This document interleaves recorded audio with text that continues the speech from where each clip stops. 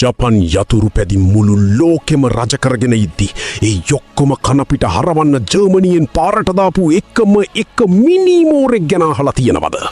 Raise track වල ඉන්න අනිත් හැම බයික් එකක්ම තප්පර ගානකින් දූවිලි කරලා දාන තාක්ෂණී මුදුන් මල් කඩ.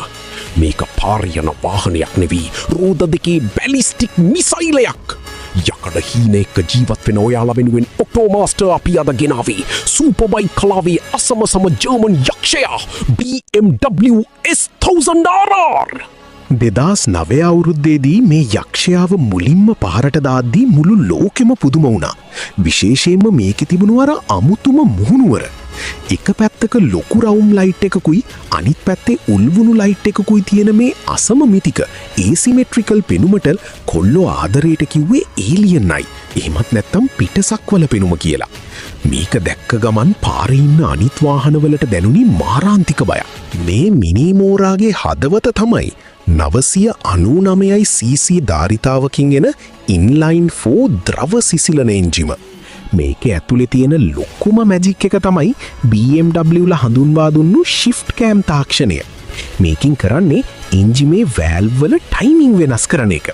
ඒ කියන්නේ අඩු RPM වලදී බයික් එක පට්ට ස්මූත්. හැබැයි 9000 RPM සීමාව පනිද්දී එක පාරටම කෑම් ෂාෆ්ට් එක මාරු වෙලා මේක අශ්ව බල 205කට වඩා පිට කරන පාලනය කරන්න බැරි මෘගයෙක් බවට පත් වෙනවා. ගියර් එක දාලා ත්‍රොටල් එක අඹරනකොට මේ බයික් එකෙන් එන ත්වරණිය ඇක්සලරේෂන් වචන වලින් විස්තර කරන්න බැරි තරම් භයානකයි. හැබැයි අර බය හිතෙන ඒලියන් පෙනුම වෙනස් කරලා 2019න් පස්සේ BMW ලා මේකේ සම්පූර්ණයෙන්ම අලුත් පරම්පරාවක් ගෙනාවා.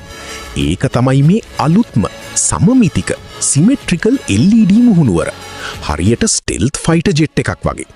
ඒ විතරක් නෙවී මේ අලුත් මාදිලියට M පැකේජ් එකකින් වින්ග්ලෙට්ස් එහෙමත් නැත්තම් කාබන් ෆයිබර් තටු එකතු කළා.